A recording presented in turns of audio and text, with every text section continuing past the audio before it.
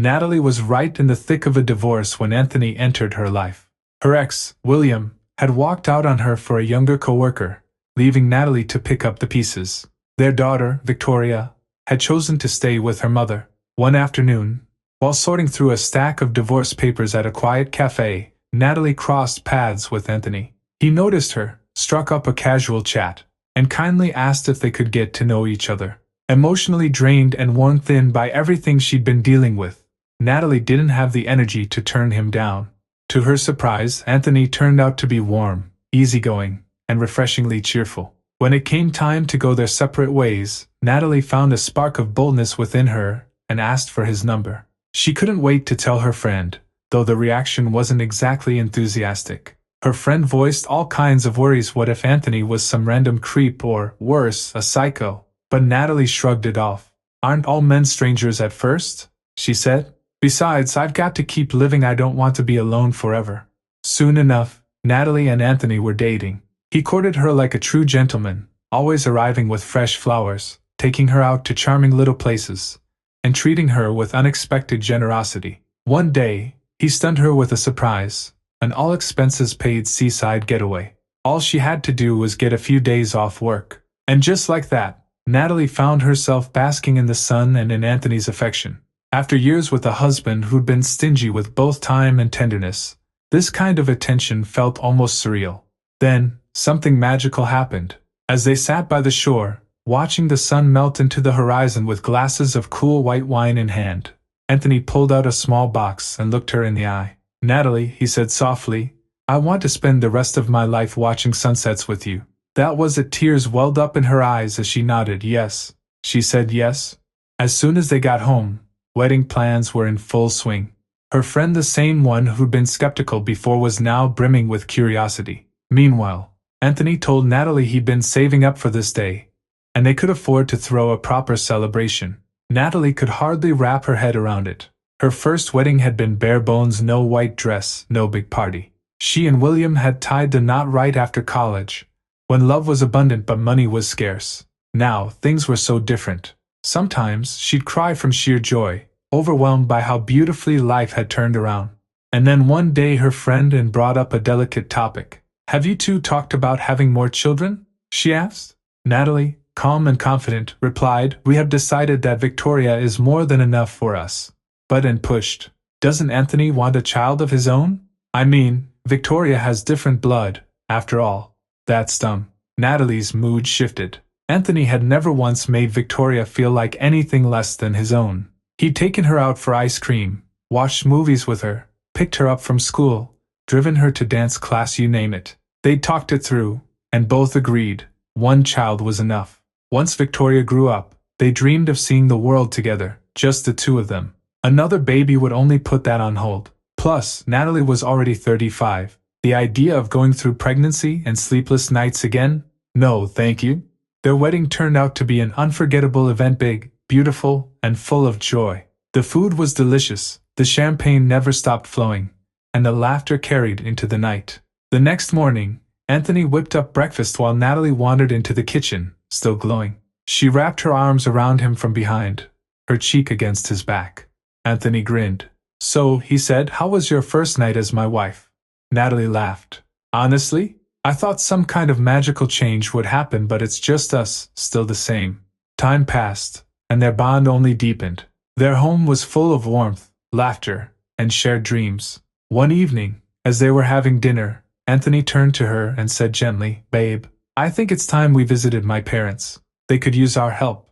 Anthony's parents lived in a quiet village about an hour from the city. Being a devoted son, he often came to visit them, whether it was just to stay or at his mother's request. Natalie, who was always happy to join him, treasured these moments, and the couple enjoyed chatting during the trip. One morning, after a hearty breakfast, they set off, first stopping to drop their daughter off at Natalie's mother's house.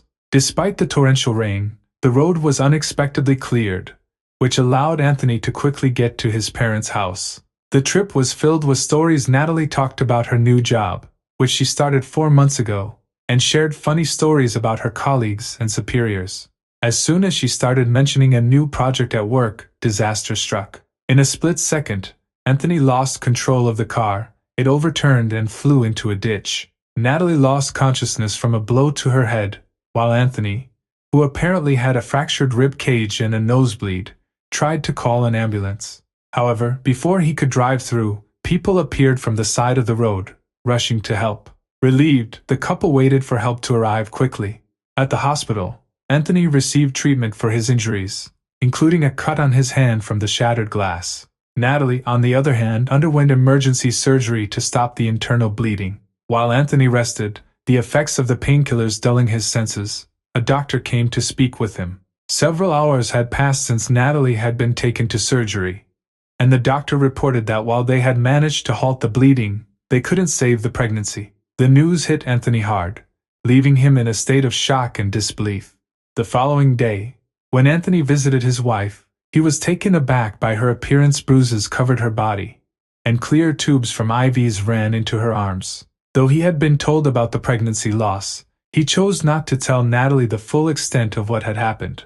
They exchanged a few words, and then he left her to rest. His mind was a storm of emotions.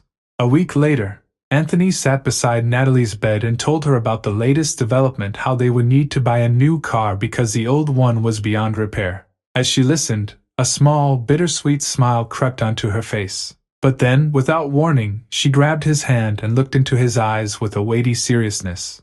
She confessed that she had kept a secret, feeling it was a punishment for herself. She admitted to having deceived and betrayed him. Anthony nodded quietly, knowing exactly what she meant. He'd already suspected the truth from the very start. Yet, despite the hurt, he couldn't quite understand why he hadn't left her already, still clinging to his anger and unresolved feelings. Natalie's confession took another turn as she explained that she had met someone at work, and they had been intimate for a brief time. But after just 3 encounters, she had ended the affair. By then, though, it was too late. She was pregnant. Natalie was torn. Should she stay with her husband, or let go of the unborn child? She couldn't make a choice. Hoping somehow that time would work things out on its own, she confided in her colleagues, who were aware of the affair, and before long, they had learned of her pregnancy. Surprisingly, Anthony, despite everything, told her he would support her and the child. But even as he said it, Natalie knew that soon enough, it would all come out in the open, no words needed. Anthony said little, absorbing the weight of her revelation. He told her he would be there for her during her recovery. But after she was discharged, they would file for divorce. They followed through with this difficult decision. For Anthony, breaking the old rhythm of their life was not easy. He had become attached to both Natalie and her daughter, but he knew it was the only way forward. He made a concerted effort to push thoughts of her from his mind. There was only one time he heard anything about her again, when mutual acquaintances mentioned that Natalie had quit her job and moved to another city. It seemed she could no longer bear the proximity to the father of her unborn child. As for Anthony, he made a firm decision never to marry again. He had loved Natalie, but her betrayal was more than he could bear. He couldn't open his heart to anyone else. Love might forgive many things, but once it's gone, nothing else seemed to matter anymore.